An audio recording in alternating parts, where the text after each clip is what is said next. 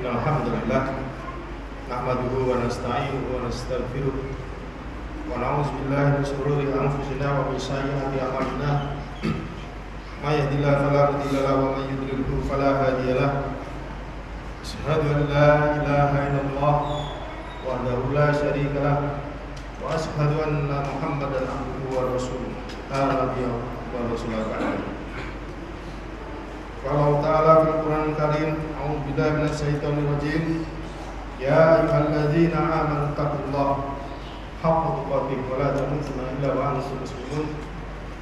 Wa qala ta'ala ya ayyuhan nasu taqu rabbakum alladzi khalaqakum min nafsin wahidah wa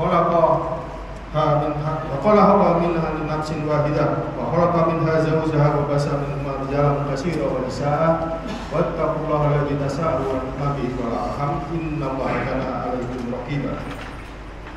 Ya ayyuhalladzina amanu taqullaha wa qulu qawlan sadida yuslih lakum a'malakum wa yaghfir lakum dhunubakum wa may yuti'illah wa rasulahu faqad faza fawzan 'azima.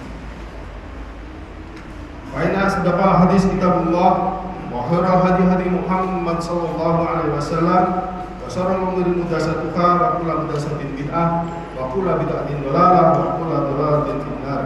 Amma ba'd. Alhamdulillahirabbil alamin. Alhamdulillah. Kemarin adalah hari terakhir, hari tasyrik. Hari terakhir tahun ini untuk penyembelihan hadiah hewan kurban. Mulai hari ini kita niatkan tahun depan kita akan berkurban kembali. Bagi kita yang memiliki ekonomi yang tidak pasti, ekonomi yang agak sulit, masih bisa diupayakan dengan cara menabung. Satu hari 10.000. Insya Allah bulan Zulhijjah tahun depan terkumpul 3,5 juta. Ini sudah banyak dibuktikan di beberapa perkampungan. Orang-orang kampung sekarang sudah banyak yang berkorban 1 ekor kambing ataupun rombongan membeli sapi dengan cara di-manage, kelola 1 hari 10.000. Kalaupun nanti Zulhijjah yang akan datang uangnya belum terkumpul 10.000 karena tidak setiap hari bisa menabung 10.000, tidak masalah. Sudah diniatkan, itu yang penting. Allah pasti akan berikan kemudahan. Allah akan berikan rezekinya pada kita ketika kita sudah punya niat yang baik. Karena Allah sudah memberikan peringatan pada kita. Begitu banyak rezeki yang diberikan, kenikmatan diberikan dalam 1 tahun. Inna a'toina kal kausar fasholli li rabbika wanhar. Begitu banyak nikmat yang kita berikan, maka tegakkanlah sholat, bersembahyanglah dan berkorbanlah.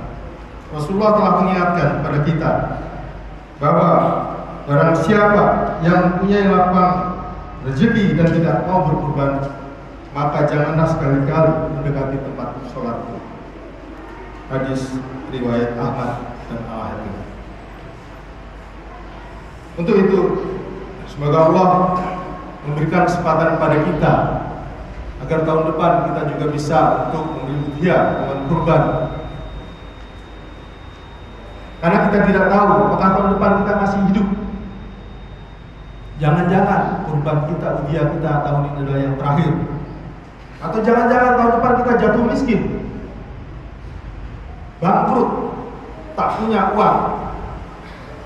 Atau yang lebih parah, jangan-jangan tahun depan kita nggak punya lagi iman di dalam dada ini.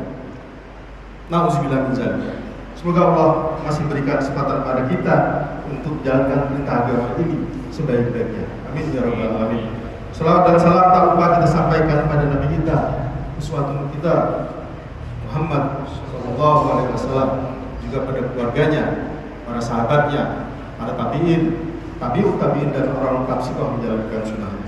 Masyaallah muslimin astagfirullah.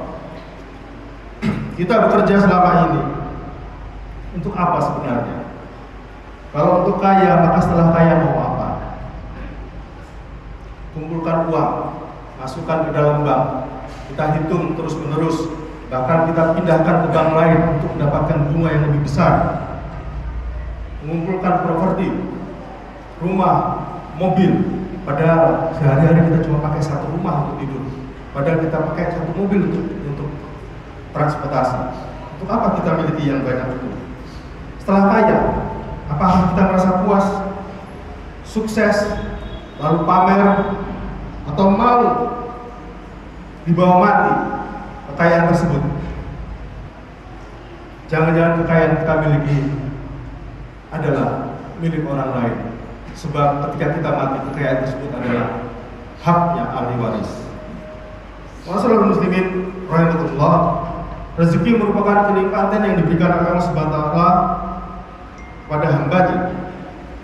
Rezeki biasanya diartikan sebagai harta, kekayaan seperti uang, rumah, dan lain-lain. Padahal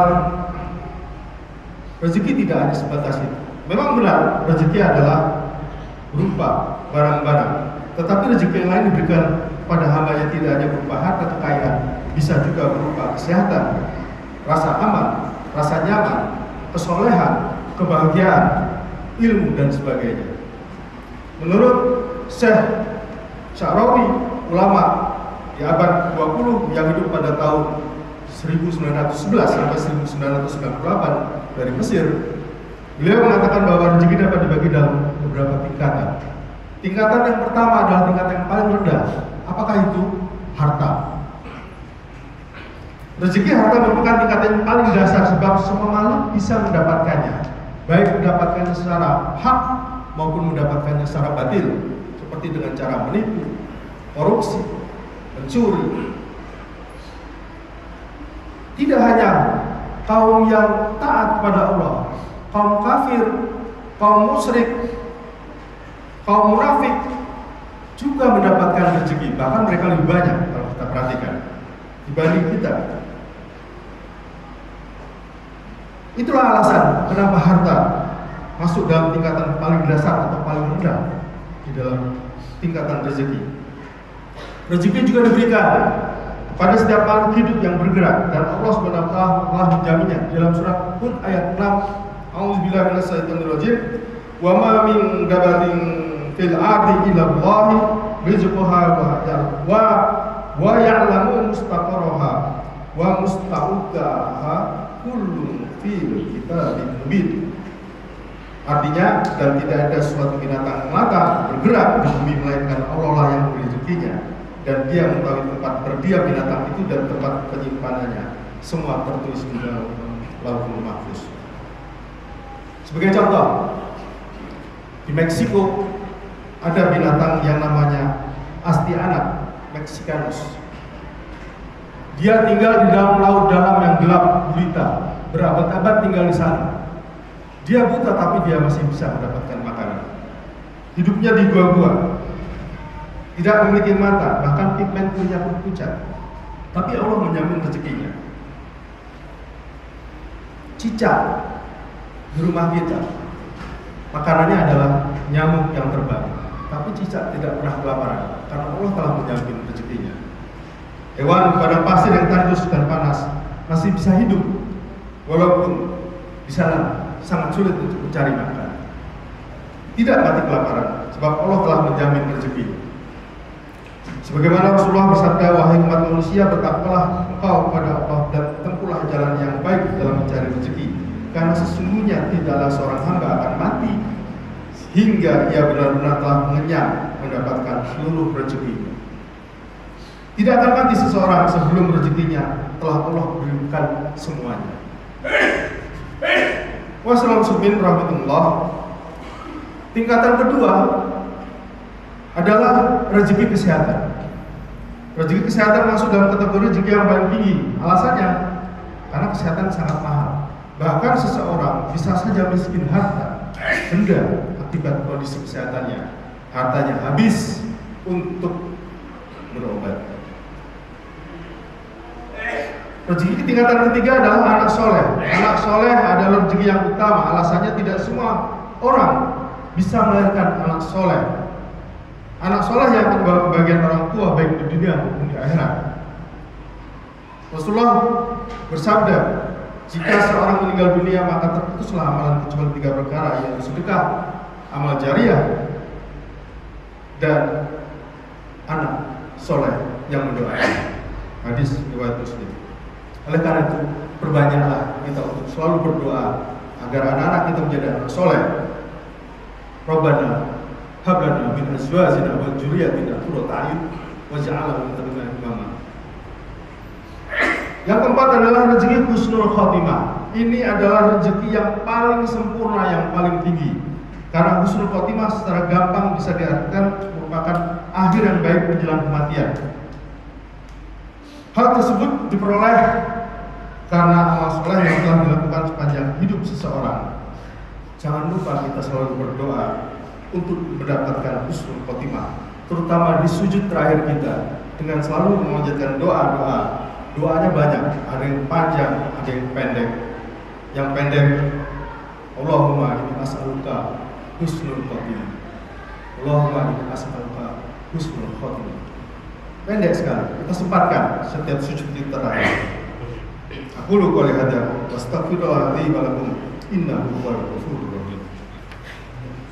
Allahumma shalli wa sallim ala sayyidina Muhammadin wa ala ali sayyidina Muhammad.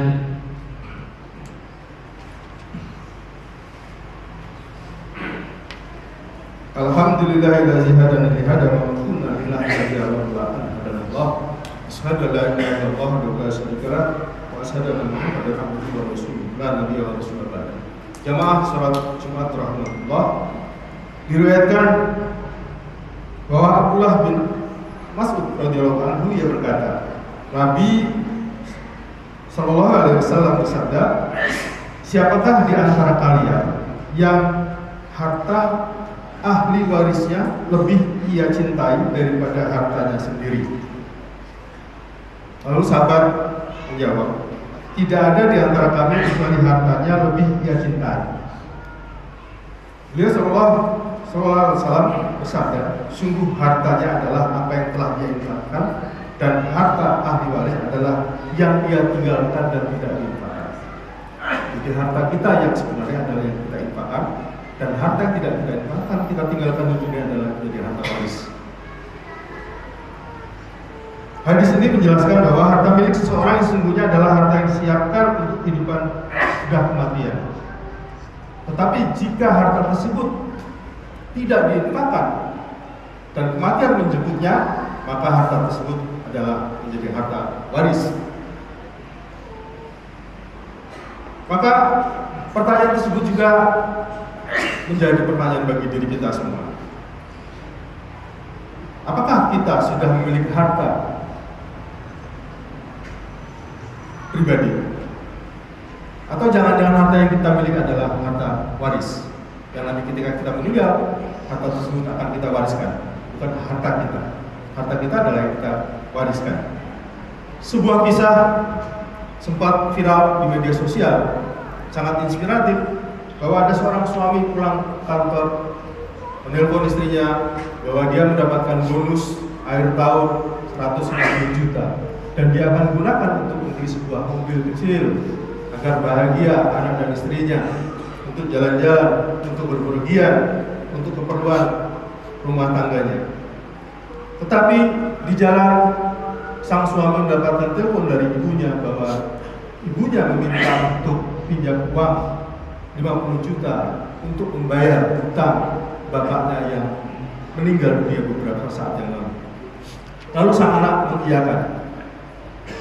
Tidak lama dapat lahir kabar bahwa temannya pinjam uang, meminta uang bahkan sebesar 180 juta. Maka ia termenung, akankah saya kembali ke rumah hanya membawa uang 20 juta? Berarti mobil yang akan dibeli tidak akan bisa terwujud. Lalu hati nuraninya berkata bahwa jika uang ini saya berikan pada teman saya, itulah harta saya yang sebenarnya. Jika uang ini saya bawa pulang, belum tentu itu menjadi uang saya. Sebab ketika saya nanti pulang dan meninggal, maka uang itu adalah menjadi harta waris dan harta saya. Maka dengan sepenuh hati sang suami tadi memberikan 80 juta pada temannya dan 50 juta kepada ibunya, tinggal 20 juta. Sampai di rumah, sang istri bertanya dan diberikan penjelasan bahwa uangnya tinggal 20 juta. Apakah istrinya kecewa? Tidak. Justru istri mengingatkan, ayah, bapak, uang kita sebenarnya bukan yang 20 juta ini. Uang kita yang diberikan pada ibu untuk bayar hutang bapak yang meninggal dan pada teman Anda yang anaknya sakit atau operasi, itulah uang kita yang sebenarnya, karena sudah kita infakkan. Yang 20 juta ini belum tentu menjadi milik kita. Kenapa? Karena uang 20 juta ini tidak jelas. Kalau kita hari ini meninggal, berarti uang ini adalah menjadi harta waris. Sangat inspiratif. Ini justru implementasi penerapan dari hadis yang disampaikan tadi. Siapakah di antara kita mencintai harta kita? Harta kita adalah harta kita infakkan, kita sedekahkan. Bukan harta kita yang kita simpan. Harta kita yang kita simpan adalah harta waris. Semoga dengan kisah inspiratif tadi kita menjadi orang yang tersadar bahwa ternyata kita bekerja banting tulang mencari harta, belum tentu itu menjadi harta kita. Itu adalah harta waris yang kita infakkan, sedekahkan dan sebagainya. Itulah harta kita sebenarnya yang akan kita bawa mati. Semoga kita mendapatkan kemudahan dalam bekerja dengan ikhlas dan mendapatkan akhir hidup yang sebaik-baiknya, yang terbaik, yaitu husnul khotimah. Mari kita tutup doa khotbah ini dengan berdoa. Semoga Allah mengajarkan. Inna Allaha malaikatahu yusholluna 'alan nabi ya ayyuhalladzina amanu shollu 'alaihi wa sallimu taslima. Allahumma ighfir lil mu'minina wal mu'minat wal muslimina wal muslimat al ahya minhum wal amwat innaka sami'un qaribun mujibud da'wat ya qadiyal hajat. Allahumma a'izal Islam wal muslimin. Allahumma ansur ikhwanal muslimin wal mujahidin fi Palestin. Allahumma ansur ikhwanal mujahidin fi sabilillah fi kulli makan fi kulli zaman. Allahumma inni as'aluka husnul khotimah. Allahumma inni as'aluka husnul khotimah. Allahumma inni as'aluka husnul khotimah. Rabbana hab lana min azwajina wa dhurriyyatina qurrata a'yun waj'alna muttaqina imama. Allahumma anta rabbuna farzuqna istiqamah. La ilaha illa anta ya muqallibal qulub tsabbit qalbi ala dinik wa la tu'atik. Rabbana atina fid dunya hasanah wa fil akhirati hasanah wa qina azabannar. Walhamdulillahirabbil alamin.